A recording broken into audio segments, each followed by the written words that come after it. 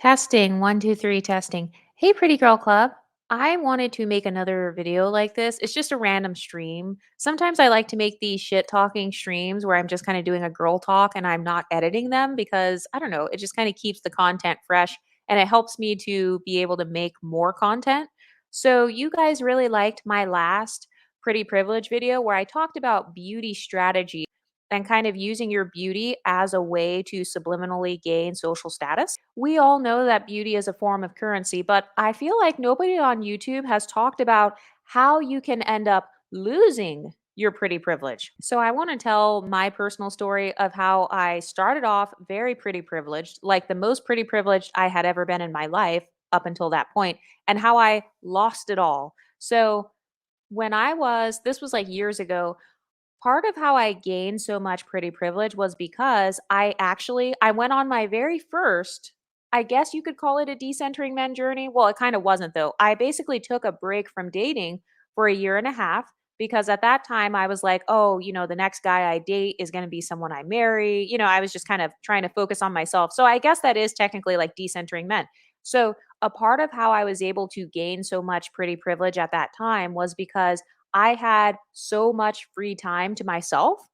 And another thing that I was doing was I had recently cut off my toxic friend group. So this was back in my early 20s. I was hanging out with a lot of girls who were very male centered and very toxic. These are the type of girls who will ditch you at the club so they can go sleep with a guy and now you don't have a ride back, those types of friends. So at that time, I had just gotten rid of all of my toxic male centered friends and I decided to focus on me. So during my free time, I literally started making my own shampoos, conditioners. I made my own face washes. I made my own face masks. Like I literally would make it from scratch. Like I would go to the grocery store and purchase like bentonite clay and different yogurts and like all this random stuff that I was researching.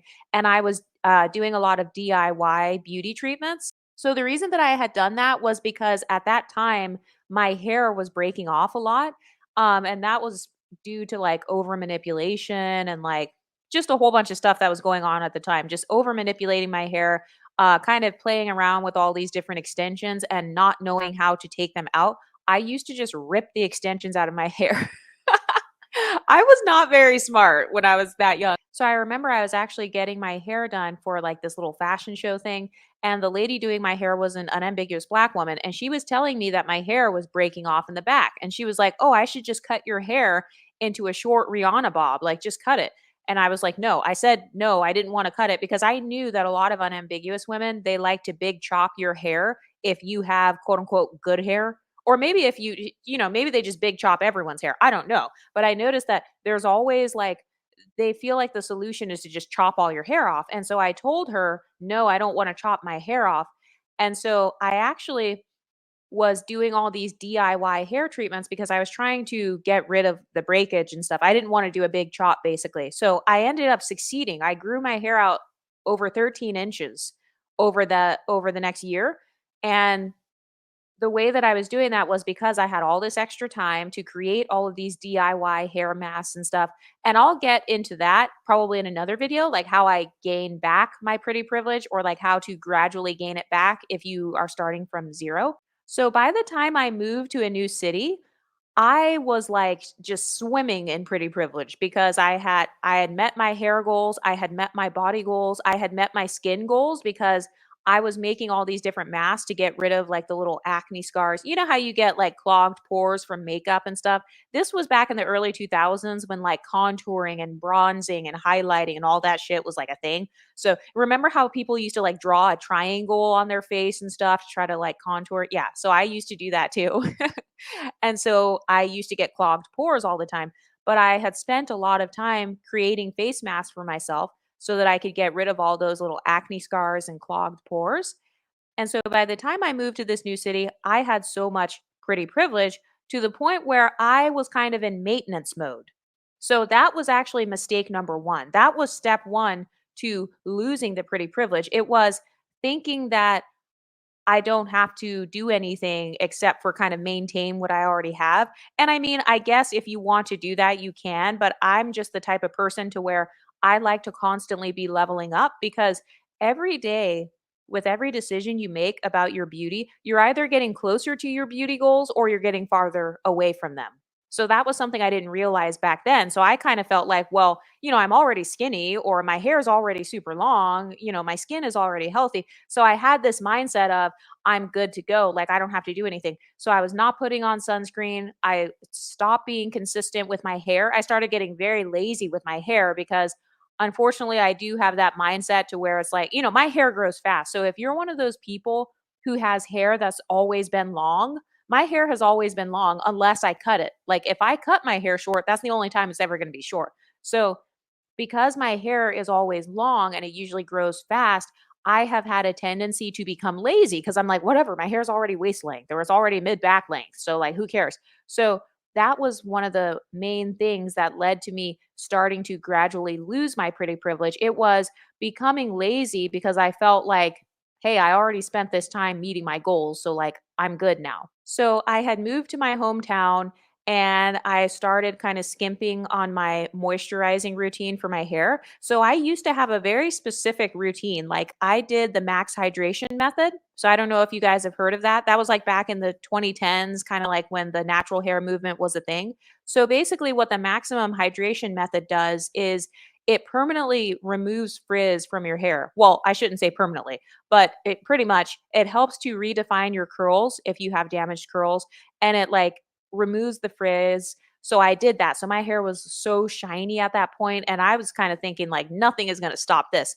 But the problem was when I moved to a new climate, my hair it seems to react differently in different climates. So if I'm in the humidity, my hair seems to do really well. And then sometimes if the air is very cold and frigid and if I'm wearing a lot of scarves, and my hair keeps rubbing against the scarf, the typical friction and stuff, then I notice that it tends to get just a little bit more dry. So that was mistake number one. It was not taking into account the environment I was going to be in, like the physical environment.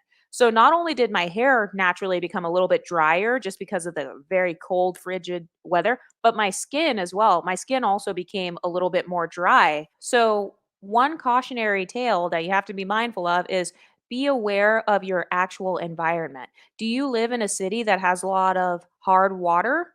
Do you like take the train a lot and go outside a lot? Like maybe you're exposing yourself to a lot of unclean air. Maybe you're exposing your skin to a lot of unclean air and stuff like that. Because even the job that you work, like if you work in fast food, I used to work in those types of jobs when I was that young.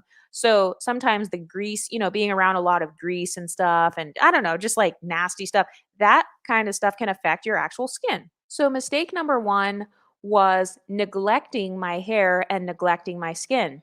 And a part of why I was neglecting my hair and skin, it was actually because of the city that I lived in. So I didn't realize it, but at that time, I had more of an external locus of control.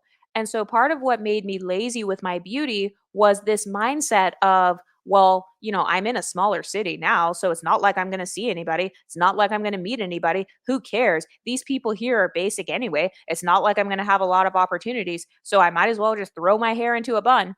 So my hair was in a forever bun. My skin was constantly dry. I stopped putting in effort because I felt like my environment wasn't worth me putting in effort into my beauty. But that's actually a mistake because beauty should be something you do for yourself, not something that you do so you can just impress others or receive validation from others. So that was another mistake that I made back then. It was having an external locus of control. So because I was single and I didn't have any friends, because I had just moved to that city, I was thinking to myself, nobody knows me here anyway, so like who gives a fuck? That sort of mindset.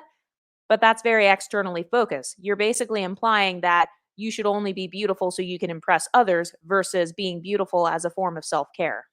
So, I would always wear my hair in this basic bun. I stopped doing my deep conditioning routines and stuff because I just felt like this is a small town. Everybody looks basic.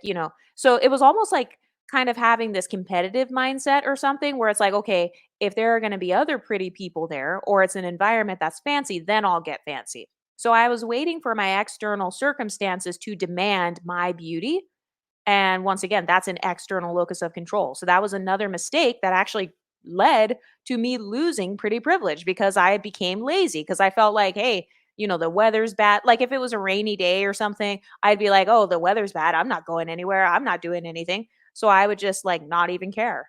So that was mistake number one. And then as time went on, I actually started making friends. So within about 6 months of me moving to this new city, I had started making friends. So my attitude started to change. I was like, oh, okay, maybe this city really is cool.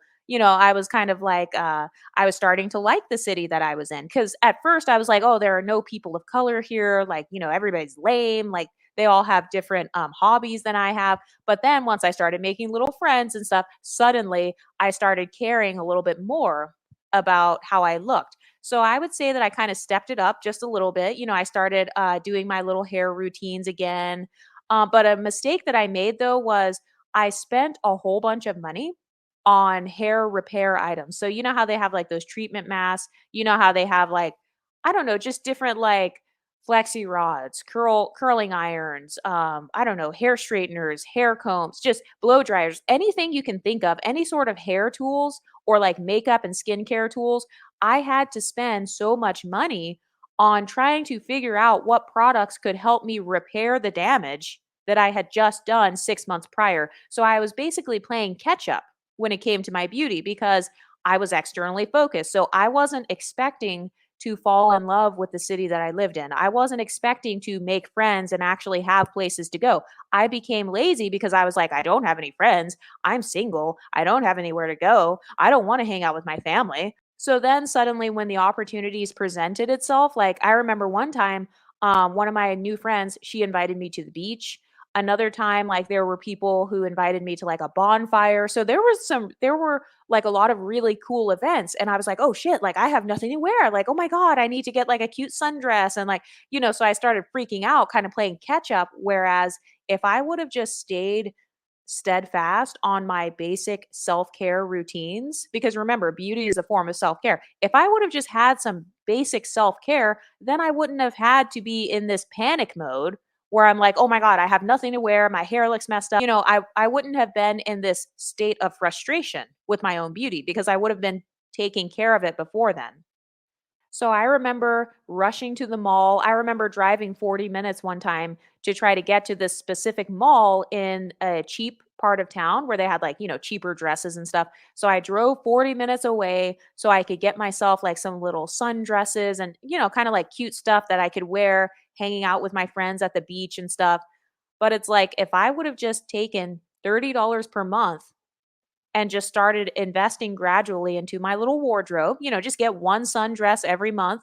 And then in 6 months, you have six different sundresses. So then if your friends want to go camping for a whole week at the beach or something, then like you don't have a problem versus, oh shit, I have no time and no money basically because I've just spent all of it and I have essentially ruined my hair, ruined my skin. And I remember one time I was actually going on a date at the time with my ex and I was in such a rush to do my hair. I was trying to repair my hair. So I used to do this method to where it's like I would wear my hair straight and I would keep it straight for a certain amount of time and I would like put oil on it. I had this whole entire routine. So one time he was actually waiting outside and he was waiting for me to get ready. And I was in such a rush trying to do my little wand curls to the point where I accidentally burned the crap out of my arm. Like I still have the scar to this day. I literally heard the curling iron go on my arm because that's how much of a panic I was in when it came to my beauty routine. Like if I had just prepared my hair the night before, if I had just done one of those little headband things to where it naturally makes your hair look like it was wand curled, if I would have done more beauty planning, then I wouldn't have had a giant, nasty burn on my arm. And so I remember I was just in this constant state of panic because I stopped making beauty plans because I didn't have any plans to go out. So my entire beauty routine, it was just solely based on my social life when I was really young. And I mean, that kind of makes sense. I'm not trying to like shame other people who do that, but I was pretty immature. So my entire beauty routine, it was not self-focused. It wasn't about self-care. It was totally focused on my social life. So if I had no social life, I had no beauty routine because I didn't care because I was like, I'm just going to be in the house anyway. And it's like, okay, just because you're going to be in the house, it doesn't mean that you have to walk around with crusty lips and like, your skin is all messed up, your skin's all dry and chapped. Cause literally that's how my skin would be. I actually started struggling with rosacea at that time because that's how bad I was at doing my skincare. I literally did not care. And so I just let my skin just react to whatever. And then because I was trying all these different products, they would literally just make my face so inflamed. I remember one time my rosacea, it got so bad to where I had literally hundreds of teeny, teeny, tiny bumps underneath the surface of my skin, like hundreds of them. So if you have melanated skin, I've never seen a black person that had like rosacea. So if you have melanated skin or like good skin, God bless you. Because I remember that was so, I almost cried. I was like, oh my God, I look like I'm 40 years old.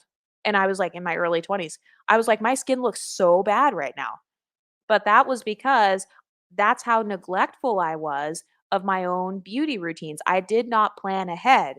And so then, whenever I had a small skin problem, I would try to go and waste all this money at like Sephora. I would buy all the expensive stuff because I didn't have the time to try to research for dupes or like cheaper items. I basically didn't invest in learning the city that I lived in either. So that was another way that I ended up losing my pretty privilege because one of the things that helped me gain my pretty privilege back is knowing what stores to go to so that I don't have to always rely on like Amazon and stuff. Cause sometimes Amazon has very expensive like skincare products, and there could be a K beauty shop right there in your city. There could be like a Daiso or like a Chinatown that has these Asian beauty products. Asian beauty products work really well for my skin. So that's why I'm bringing it up. But like in your city, they could have a very good Hispanic market or Indian market that has products that work well for your skin and they're only $5. But back then, because I didn't give a fuck about the city I lived in, because I had such a bad attitude towards my place where I lived, I did not invest time exploring, like, hey, do they have like a TJ Maxx down the street? Do they have like Five Below down the street or just somewhere random? Maybe a Dollar Tree. I have found, do you know how many amazing items I have found at the Dollar Tree? Like, my favorite primer is from the Dollar Tree. My favorite lashes are from the Dollar Tree. Some of my favorite nail polishes are from the Dollar Tree. But back then, I did not invest any time driving around exploring because I was just kind of in this depressive, negative state. Because back then, that was when I was struggling with like depression and stuff. And that was because I did not have the career that I wanted at the time. So I was kind of focused on what I wanted to do with my life. I didn't really know basically what I wanted to do with my life yet because I was just so young. I mean, I was literally in my early 20s. So I wasn't as good at caring for my mental health. And now I know that a part of my mental health is being familiar with my surroundings, knowing what the good stores are in my city and what kind of sales they have and stuff. So, for example, I discovered over the past few years that Bath and Body Works, that's actually one of my favorite stores. I don't like any of the other fragrances for my apartment. I only like the Bath and Body Works ones. I have tried Febreze, I've tried Glad or whatever it's called, or Glade. I've tried all these different brands for like having nice scents in my apartment and in my car. I never like them. I only like Bath and Body Works. But I only learned that about myself because I would actually try out new things and kind of plan it out ahead of time. But back in my early 20s, I didn't plan anything out. I was never doing any exploration when it came to like exploring different places to shop. And so I was always suffering financially. This is why some girls talk about going broke because they're high maintenance. Well, if you're going broke, it's really because you're just bad at planning. It's not because the beauty maintenance is too much. It's because you're just bad at the planning part. And that's something that happened to me in my 20s. I was not good at planning out how I was going to do my hair for the next month. So now, like, for example, in my 30s, I have a whole hair routine. Like, I can tell you how I'm going to wear my hair for the rest of the year. So, like, for the rest of the year, my hair is probably going to be dark. And usually in the spring is when I start to gradually go lighter and lighter and lighter until I get to blonde in the summertime. Usually I tan my skin in the summer and then I wear blonde hair and then I try to have like a Beyonce look. And then I go to caramel in the fall, kind of like caramel hair colors, maybe auburn red. I'll do something like burgundy and then I go back to black. So now I'm very aware of my cycles. So do you know what your beauty cycles are? Because in my early 20s, part of why I would lose my pretty privilege all the time was because I wasn't aware of my beauty cycles. So I wasn't like taking into account the seasons. A part of why I spent like $500 one time. I remember one time I literally spent $500 because I was in such a panic. My hair was fucked up, my skin was fucked up, my wardrobe was fucked up. Everything was just going bad basically. And it was at a time where I had a lot of social opportunities and I did not want to lose out on those opportunities. So I was like, okay, I need to buy a new suit for work. I need to get blazers. I need to get pencil skirts. But that's actually very disorganized because having cute clothes for work, that is something else that I could have been planning. And another mistake that I made, and I'm so glad my mom also has pretty privilege. So this is an advantage if you were raised by a mother or a grandmother or sisters that have pretty privilege. Like in my case, my sisters have pretty privilege, my mom, my aunts, my grandma. So because I was surrounded by them, they actually came in and they told me, "Hey, why are you spending $30 on a skirt from Amazon? You could just go down to TJ Maxx down the street. They have skirts in your size for like $10 and they're really cute." So my mom is actually the one who took me to like TJ Maxx and those types of stores. And she was like, look, they have business clothes for work here and it's way cheaper than like what you get on Amazon. And by the way, this is back before Shein and stuff. So, but even now though, Shein, so because I'm tall, the skirts from Shein, they're a little bit short. So I do need like for work, I would need kind of a longer, something that's not going to get me reported because you know what they try to do to you when you're the pretty girl in the office. They try to report your ass. So if you want some good kind of grandma-ish looking clothes, but they're still elegant and cute, you can just stop by like TJ Maxx because they have skirts that are a little bit longer. It's a little bit more modest as opposed to Shein or Fashion Nova where it's a little bit more sexy. Same thing with Forever 21. Sometimes their skirts are kind of too short or their shirts are a little bit too see-through and stuff. So, anyway, a part of why I would spend a lot of money and be broke was because I was always in a rush. I'd be like, "Oh shit, I have a job interview for a promotion tomorrow." I remember one time I was so disorganized with my schedule in my early 20s. I literally forgot that I had a job interview for a promotion. And I finally, thankfully, I remembered like an hour before because I had put it in my calendar, but I didn't like remind myself before then. So I didn't have time to go home and change. And I did not dress cute that day. I was like, oh my God, I have to wear what I'm wearing now. So I literally went to a job interview. I was wearing jeans and Uggs and a nice sweater, and my hair was natural. It was in a little sock bun. Thankfully, the woman who was interviewing me for the promotion was an unambiguous Black woman and she understood. Well, it ended up going bad after that, but I did end up getting the promotion. But that's still an example, though, of being unprepared. I did not prepare my money to use my beauty as a form of social strategy. Beauty, in terms of your clothing in the workplace, that helps you to look more professional. So, because I was not thinking ahead, I was wearing jeans and Uggs because once again, I had that mindset of who gives a fuck? It's raining today. It's snowing. It's really cold. Nobody cares. Nobody's looking at me. I'm just going to be sitting in a cubicle. So, I'm just going to throw my hair in my forever bun and not wear makeup. And I remember that day, I wasn't even wearing gel on my hair because that's how lazy I was. I was wearing like grease. So so the blue magic grease? Okay, don't sleep on grease though because grease is actually really good. It does a really fantastic job of holding in moisture and keeping your curls juicy if you have type 3 hair. But still, I wasn't even wearing gel. So I was like, "Oh my god." I remember looking in the mirror that day. I literally had grease kind of like running down the sides of my face in the mirror. And this is when I was in my early 20s. So, whatever. But that's an example, though, of kind of losing your pretty privilege or kind of falling off because I had this attitude of nobody cares, nobody lives here, this is not a big deal. It's not like I'm in New York City or something. I kind of had that attitude. So there were a lot of times where I felt like I was kind of grasping for my pretty privilege. Basically, I was in a panic mode because I was never prepared for anything. So, back to what I was saying about the sundresses thing, like not having clothing for summer. So, one of the ways that I solve that now that I'm older is I think ahead. Like, okay, I know that fall is coming up.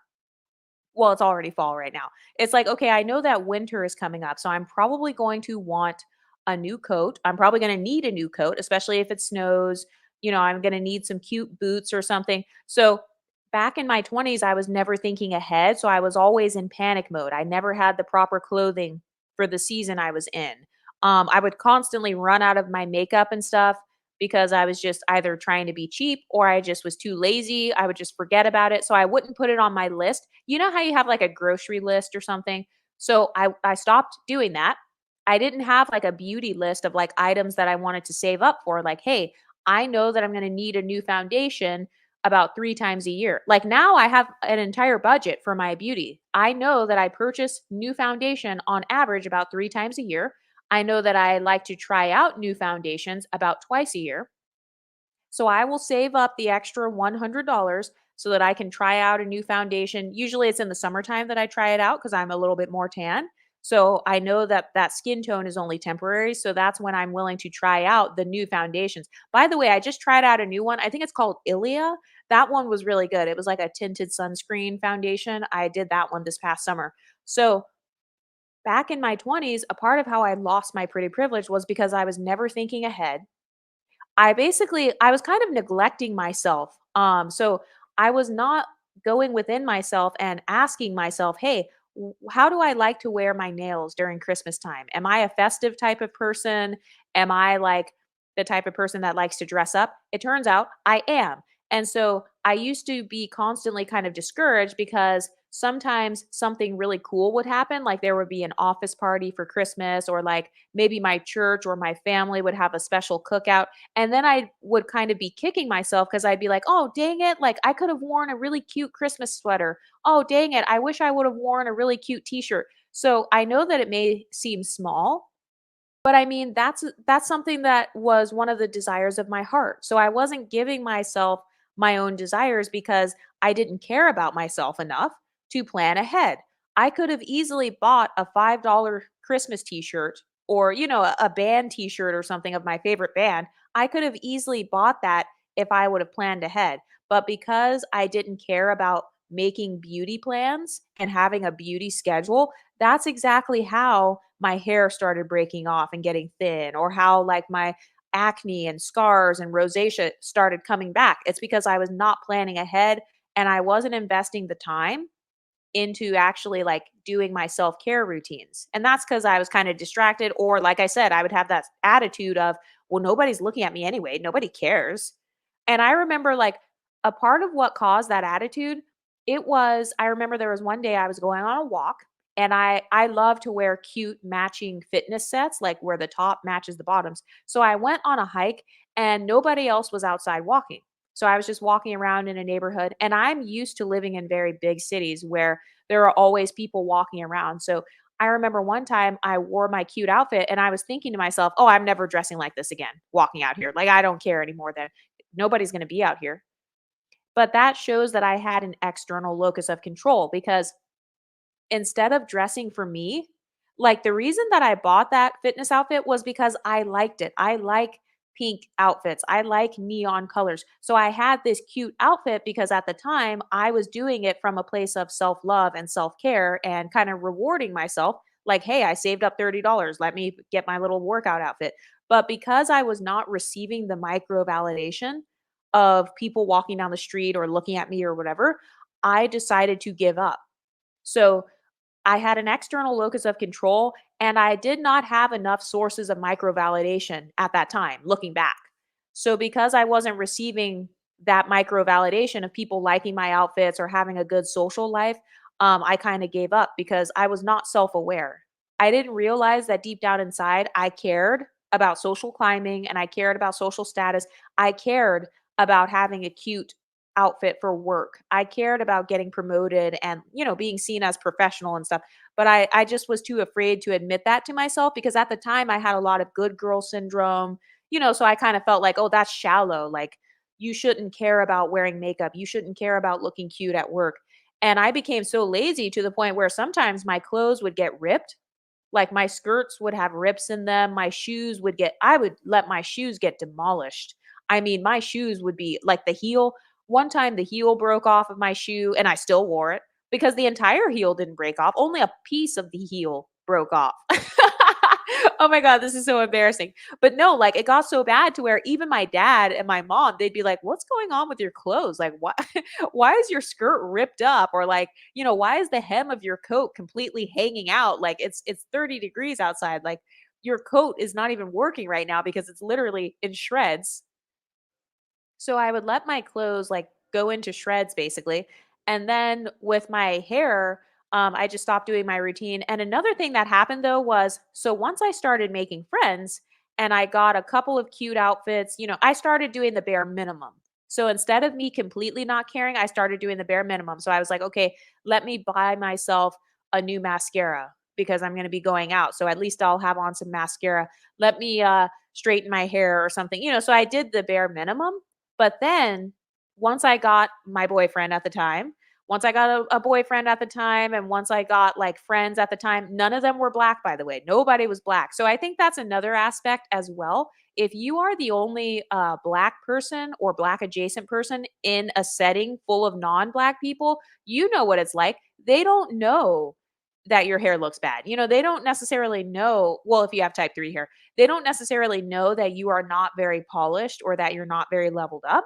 So you really can get away with doing the bare minimum versus in the black community where people nitpick. Like they will nitpick and say, well, you didn't lay your edges. You didn't do this. Your hair's not all the way done. You didn't straighten it all the way. You didn't do this. That's not how you do a silk press. Oh, the humidity is getting to your hair. So because I was in a non-black environment, I was able to kind of get away with doing the bare minimum. So, but that could be bad though, because it actually led to me kind of losing pretty privilege because nobody was ever calling out, "Hey, your hair is not all the way done," or you have a little bit of breakage on the side of your ends or whatever. Like nobody noticed that. Nobody really noticed that in the non-black spaces that I was frequenting at the time.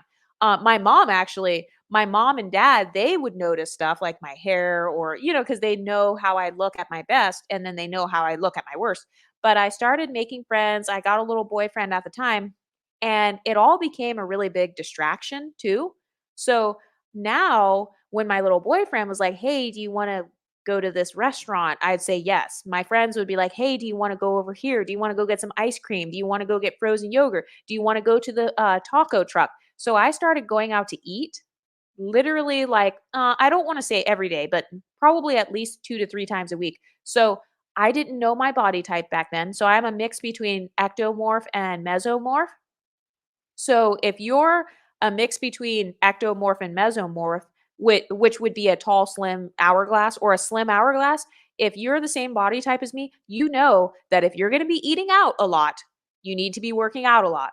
You have to balance it out because if you just eat out a lot, you're not completely an ectomorph.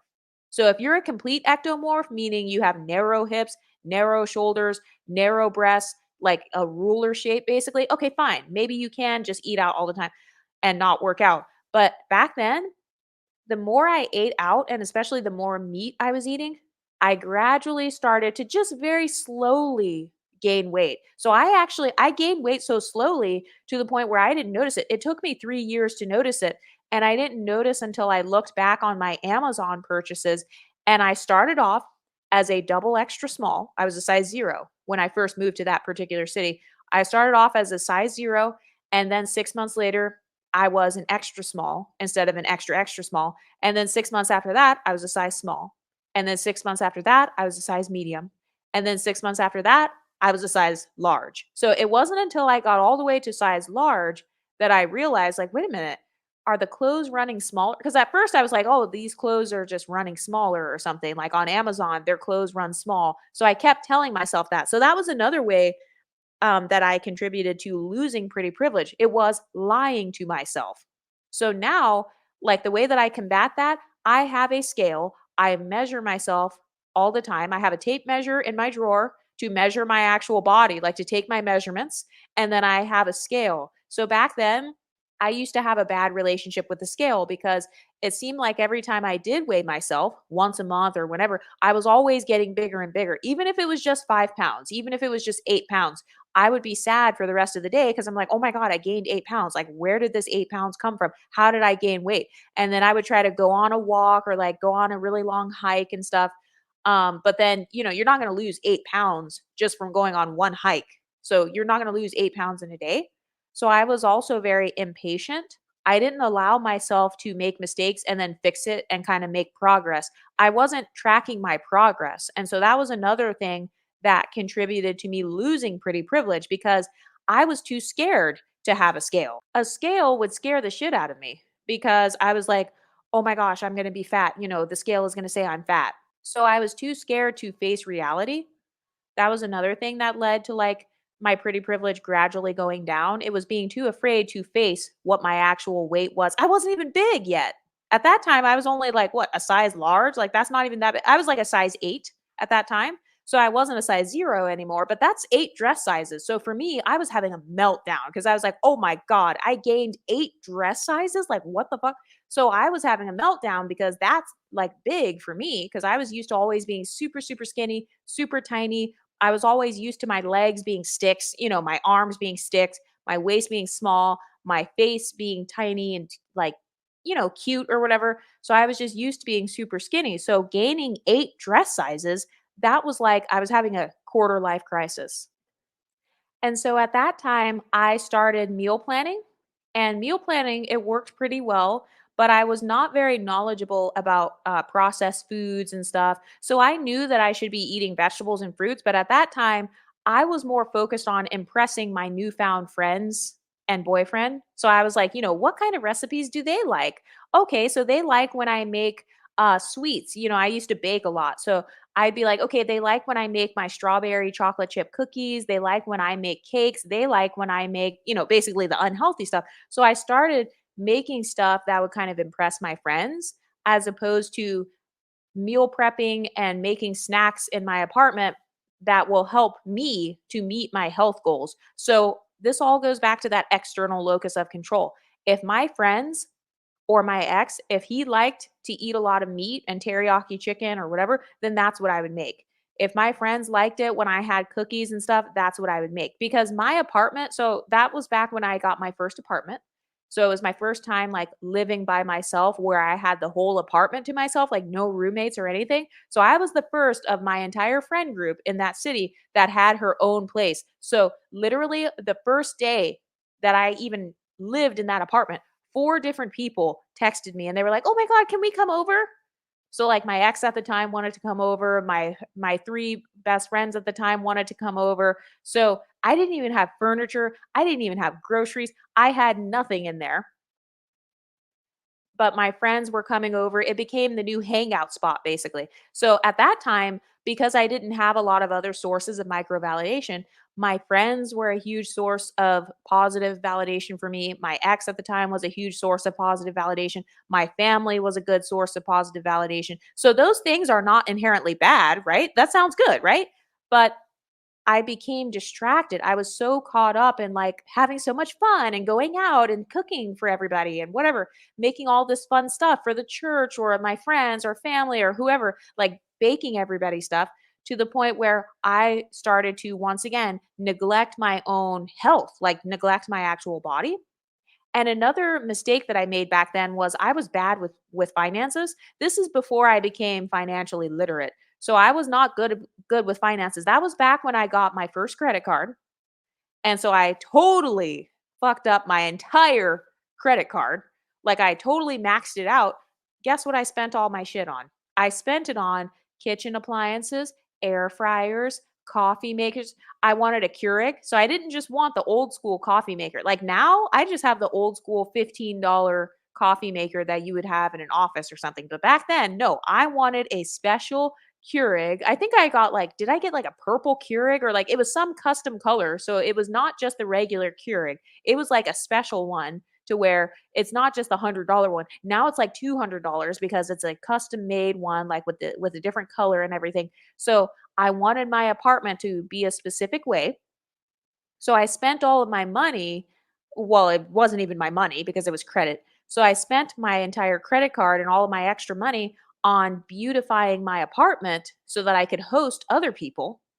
So I spent money on like a couch, I got all this furniture and stuff. And I mean, those are not inherently bad things. It's not bad to want furniture for your apartment, but my entire focus, once again, it was external.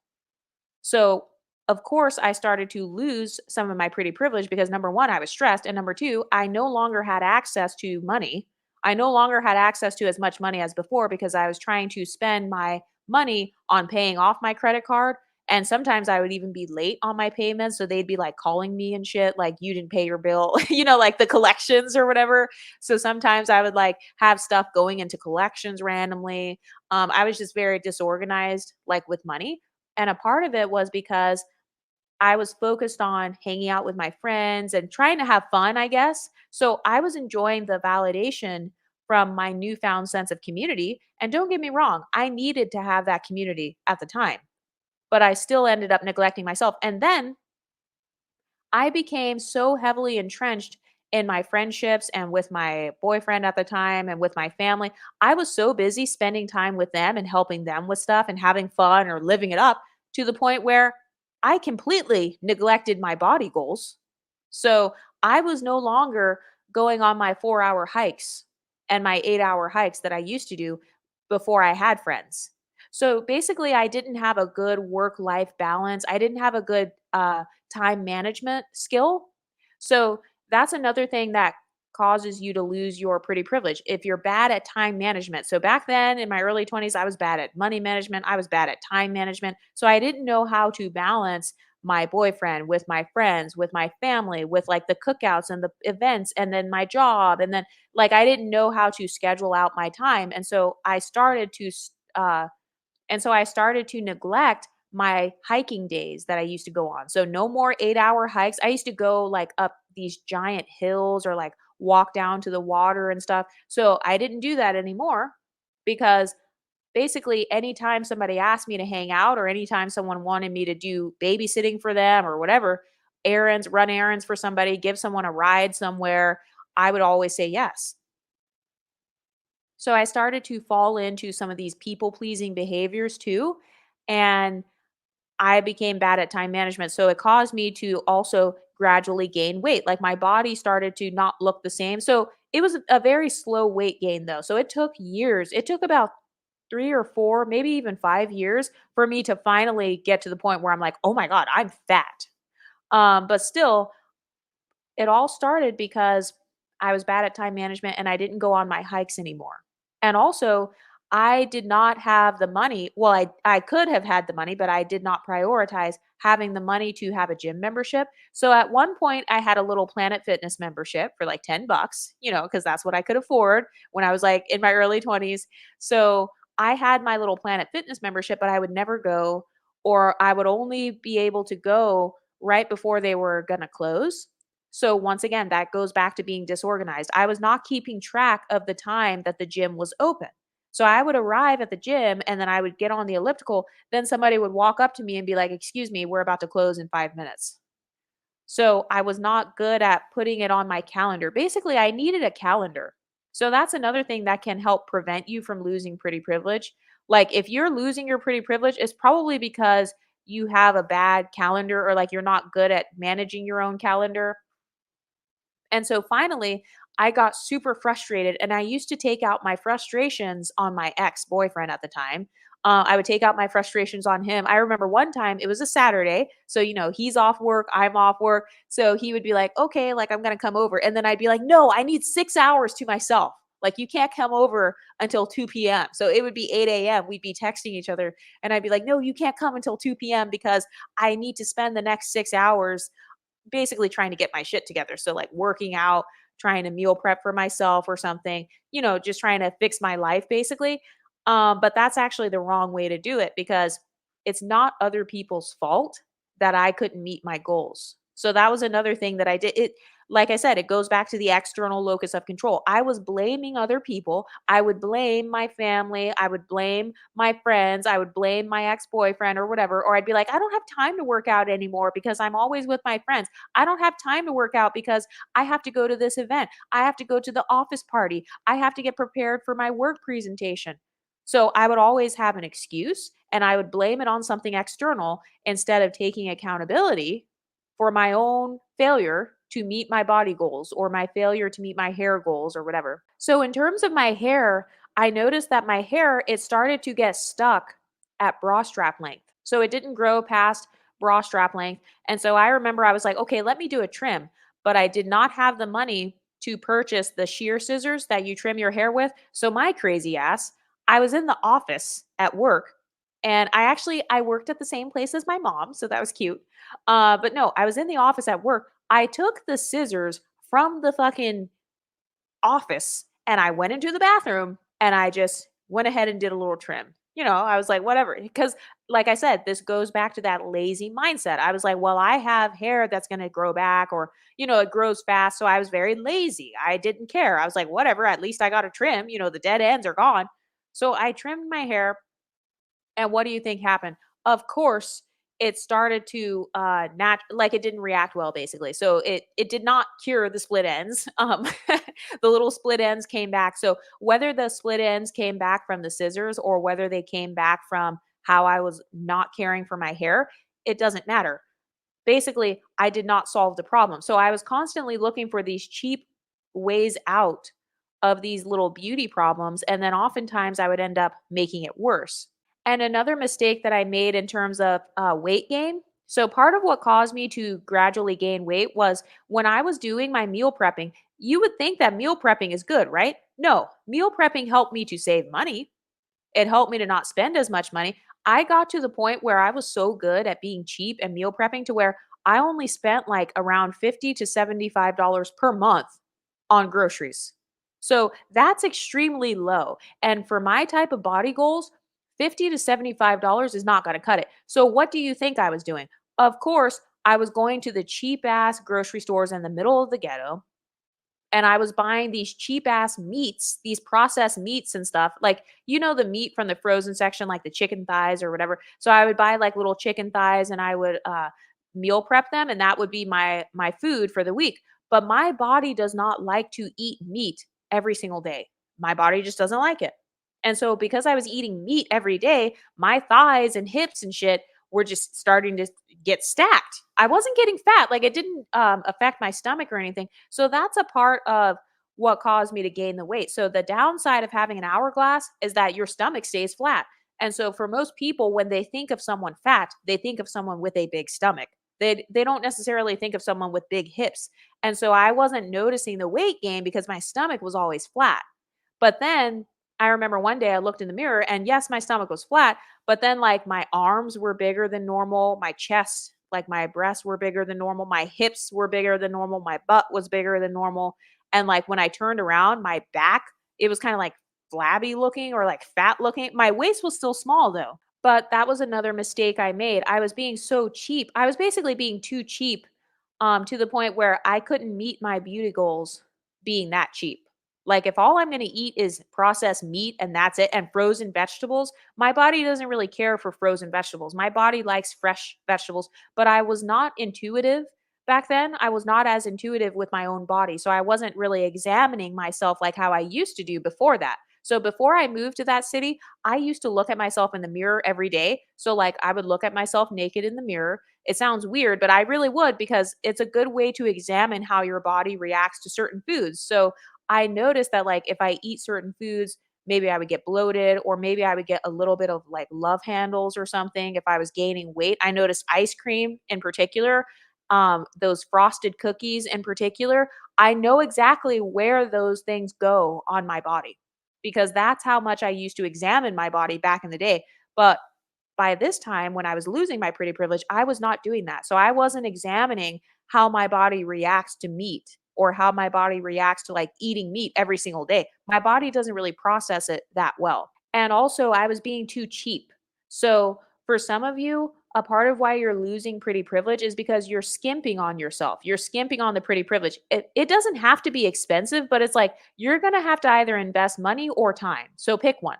Which one do you have more of? Do you have more money to invest in more expensive groceries, or do you have more time to invest in cooking from scratch? So when I was younger, I didn't have as much money. So I would spend my time trying to meal prep once a week. So I was just buying whatever the cheapest thing was. But then something bad happened. So because I was shopping in the hood, of course, my freaking wallet got stolen.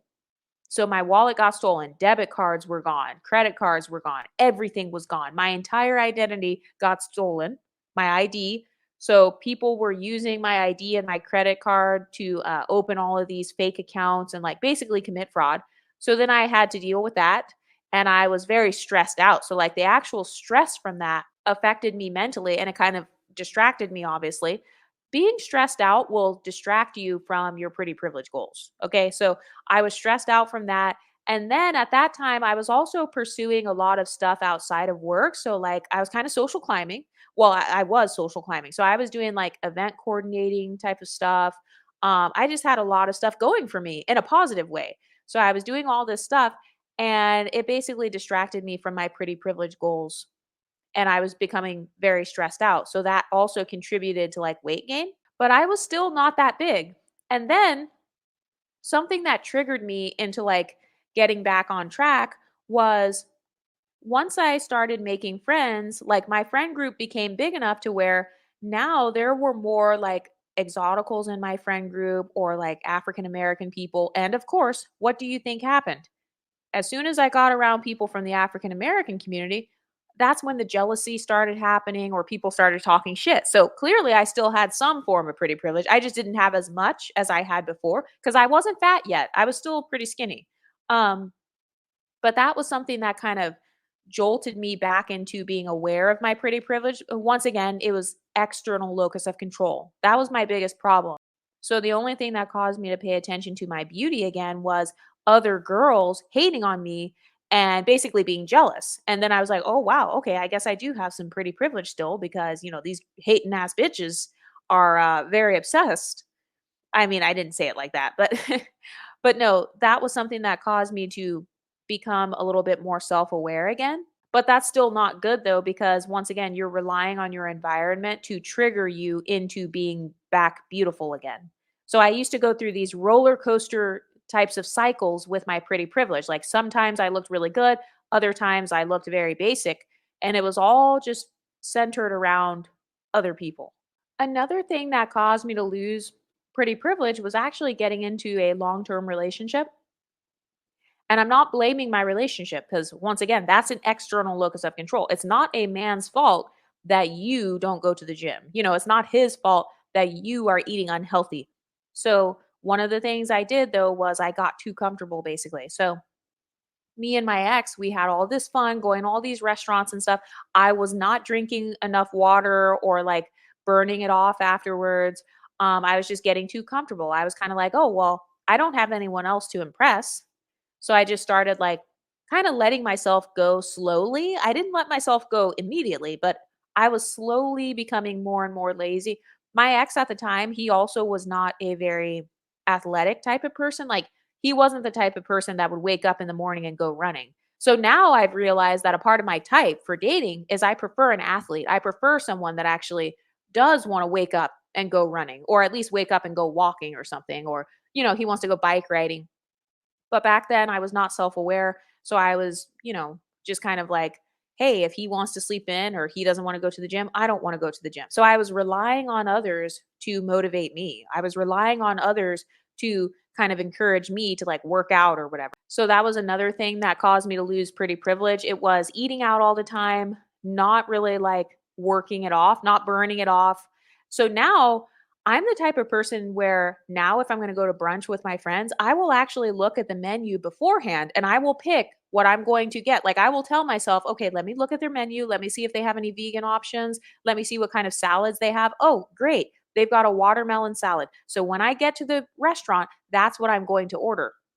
So now I'm a lot better at planning ahead, whereas before I would just show up at the restaurant and just, whatever looks good, whatever's at the top of the menu is what I would order. A lot of times when you go to a restaurant, they put their best tasting items at the top of the menu or they put their most expensive items at the top of the menu. So, of course, they're going to put the steaks, they're going to put burgers up there, they're going to put like their sushi dishes or like, all of the kind of more processed foods that they think the majority of people will be interested in. But if you want an above average body, you have to have an above average diet. So I didn't understand that social strategy back then. I was not strategic with my diet.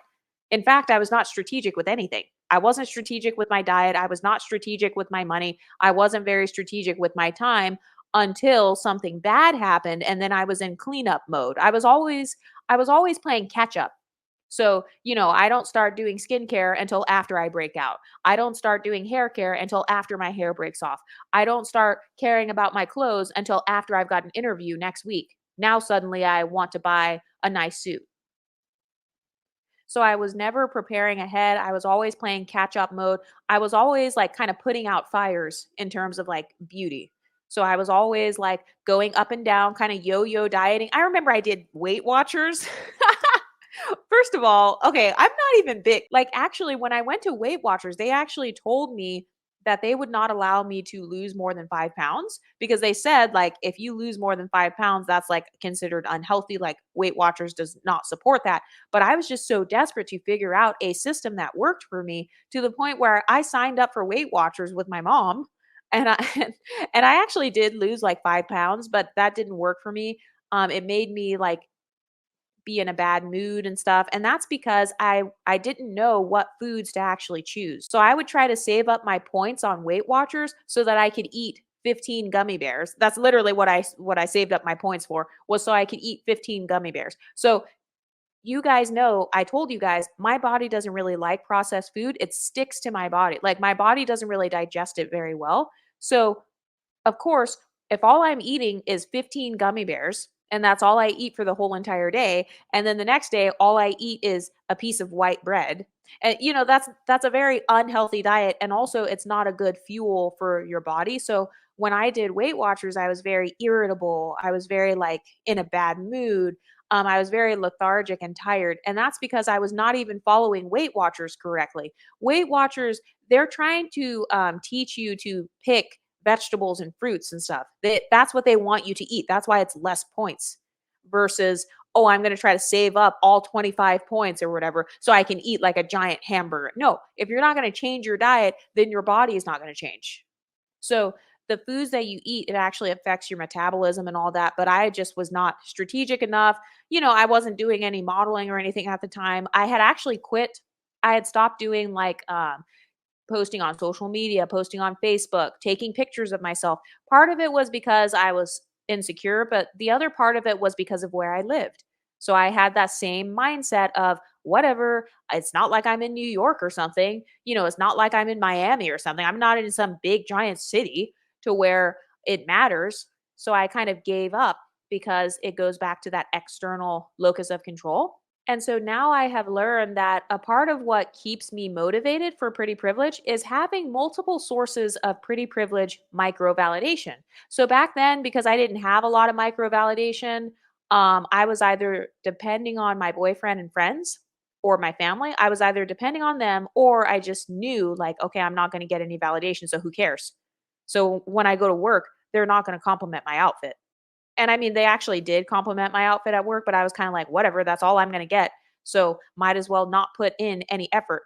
So basically, I didn't know what kind of reward I wanted for my pretty privilege. So that's what made me demotivated because I was like, who cares if I have good skin or not? Like, what reward do I get for having good skin? Do I get a cookie? Like, what reward do I get? So that's why I stopped caring. But then once I got rosacea, then I was like, oh shit, I need to have good skin so that I don't have bad skin.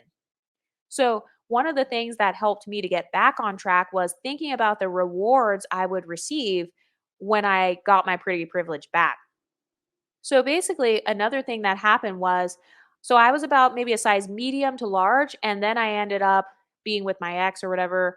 And I was still friends with everybody, but I ended up moving to another city. So I moved to a big city this time. I actually moved to my dream city at the time.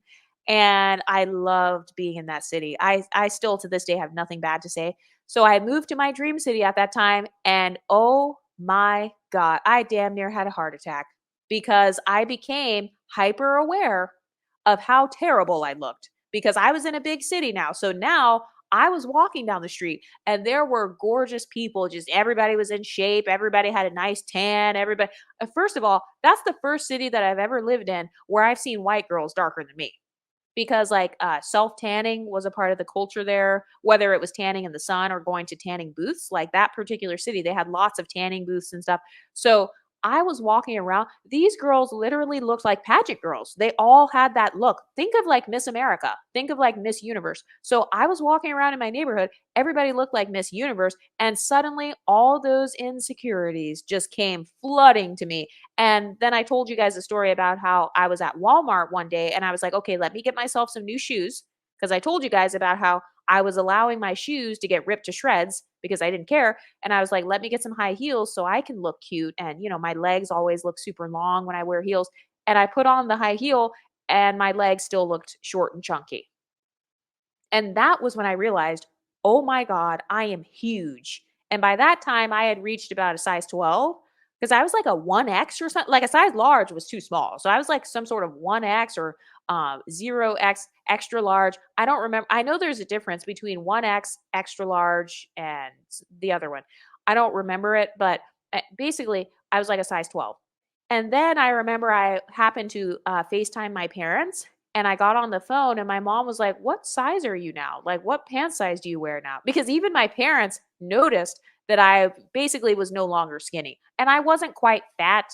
So I was still considered like normal in the black community, but I was not focused on like the black community or whatever because I was not in the black community. When I was in an environment where beauty was the norm, that was actually a trigger for me. So that was how I knew I have lost all my pretty privilege. But unfortunately, the story gets worse. So then over time, I started stressing at that time because I had a lot of money problems and stuff. Like I was stressing out about money. I was trying to pay off my former credit card that I had maxed out in the previous city that I had lived in. And I was just having a lot of problems. That was when I was having like relationship problems as well with my ex at the time. He was having some money problems as well. I didn't know what I wanted to do in terms of my career. And at that point, I was too depressed and like I basically that was around the time where I was having problems as well with like my entire belief system. So I was kind of questioning all of my beliefs, just in general, just my beliefs about life, my beliefs about love, my beliefs about relationships, my beliefs about myself, my beliefs about the black community, the white community. So I was kind of having, I guess you could call it a quarter life crisis. And so I was going through all that to the point where even though I had all my insecurities triggered, I still was like, look, this is not a priority basically. I was in survival mode at that time. So I felt the need to like be in survival mode and then it got worse to where I actually became very sick. I became seriously ill. I'm not going to like talk about I don't want to really go into details like anything doxable, but I became very seriously ill and I did end up losing like about 70 to 80% of my hair as well. And another side effect at the time, so I don't know if it was from bad skincare or if it had to do with me being ill, but I told you guys that I had very bad skin problems, like rashes all over my face, all over my arms, all over my chest, my legs, my butt, everywhere, just all over my body to where it looked really bad. It kind of looked like it looked like really bad eczema or, like, really bad ringworms. I'm sorry, I'm not trying to make you grossed out, but, like, it kinda looked like that, very patchy looking and crusty looking. So I had already struggled with rosacea and stuff, so rosacea makes you look very crusty as well. It makes your skin actually look like crust. It makes your skin look like sandpaper. So it was kinda like that, except with dark spots as well. So at that point, I had lost all of my pretty privilege. And the way that I realized it, I didn't realize that I had pretty privilege my whole life until I lost it. And the way that I lost it was I told you guys the story about how I walked into the bakery one day. And usually when I walk into a place, everybody turns around or like people turn around and they look at me and sometimes a girl's giving me a dirty look or somebody's boyfriend's looking over. I was used to people always looking at me and just noticing me in general. And I thought that people just turn around and do a double take at you because you're a woman. I didn't know it was because of beauty. And so when I walked into that bakery that day with my rashes and my bald head, and, it got to the point where I started wearing those little head wraps sometimes, but I don't think I was wearing a head wrap that day. So my baldness was kind of out. So my hair looked kind of like a rat's nest to where the outer perimeter of my hair was still there, but there were lots of gaps in my hair. You could clearly see that I was bald to where, nobody would ask questions because they know that clearly you're sick or something. So at that point, I couldn't wear any more makeup either because it would cause my skin, it looked bad. It basically would draw more attention to how bad my skin was and stuff. And then like my makeup foundation shade, it didn't match with the rashes. I tried tanning so that I could make my skin get darker to where it would match kind of the rashes and stuff, but that also didn't work. So I didn't wear makeup or anything either, and my eyelashes were thin, just everything was thin, in terms of hair. So I walked into this bakery and nobody looked over. Like, people just looked at me normally, basically. Like, they just looked at me and then just kept doing what they were doing. I did not get a reaction, basically. And so at that point, I was, like, shocked because I was like, "Wait, what's going on?" Like, I was so confused at first, and I was like, "Wait, do I look that bad?" I was like, "Wait a minute." So this whole entire time, my whole entire life for the past 28 years, I had pretty privilege? Like, that's why people were looking at me? So now that I look ugly, like, I knew that I looked horrible, obviously, because I was physically not healthy. So obviously I couldn't focus on beauty really. I was more so focused on my health. And so I remember I actually went into the bathroom and looked at myself and I was like, well, I don't look that bad. I was like, I just look like a regular I look like a regular girl. Like no, I was like I just look like a regular girl. I just looked in the mirror and I was like, yeah, I just look regular. And I was like, "Oh my god, that's what it is. I look regular." I was like, "Okay, so I went from being pretty privileged to looking regular." And I remember I sat in that coffee shop because I was there to like kind of do some work on the computer. I sat in the coffee shop and I was kind of like looking around at everyone, kind of people watching, almost like searching to see if anybody had like made a mistake and like, they just maybe they didn't see me or something. And so like that's why they weren't looking at me. And no, people looked over and then they just like kept doing what they were doing. They didn't react or like smile. Cause usually like if a person thinks I'm pretty or whatever, or before that, people would look at me and there was always a reaction that they would have. They would have an emotional reaction to my presence. So they would either smile at me. If they were a friendly person, they would smile at me. They would say hi, like the workers. They would always be like, hi, welcome, kind of talk to me. Or they would be jealous. Like if it's a woman that's like with her man or something, she would kind of scoff at me or scowl at me. And then if there are men in the room, they would usually look over and maybe smile or stare, or they would look away nervously.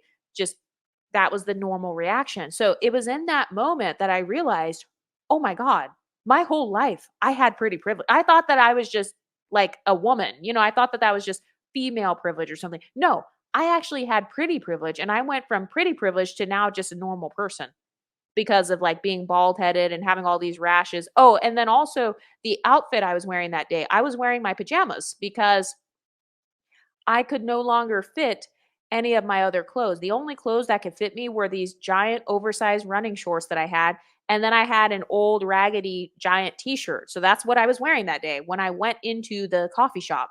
And I was like, "Oh my god." And also my body, my body was not snatched or anything either. So it's not like I looked cute in the running shorts and the t-shirt. I didn't look like a little fit, a little IG model or something. No. I literally just looked normal. And so that was when I realized, oh my God, all of my pretty privilege that I had this whole time that I didn't even realize that I had, that I took for granted, it's all gone. And so that was when I started thinking like, okay, I have to find a way to start to get my pretty privilege back. So I didn't like start spiraling. You would think that I would start spiraling, but no, I actually didn't because at that time beauty was still not a priority. I was just trying to prioritize just getting healthy at that point. I just wanted my body to be healthy. I wanted my weight to be healthy. I just wanted my skin to go back to being healthy. So I started to gradually do little things to basically get it back, but I'm gonna talk about that in another video. Anyway, what do you ladies think? Have you ever had a pivotal life-changing moment to where you realized that you had lost all of your pretty privilege and basically you went to being average or regular? What do you ladies think? Let me know in the comment section and I'll talk to you next time. Stay pretty, ladies.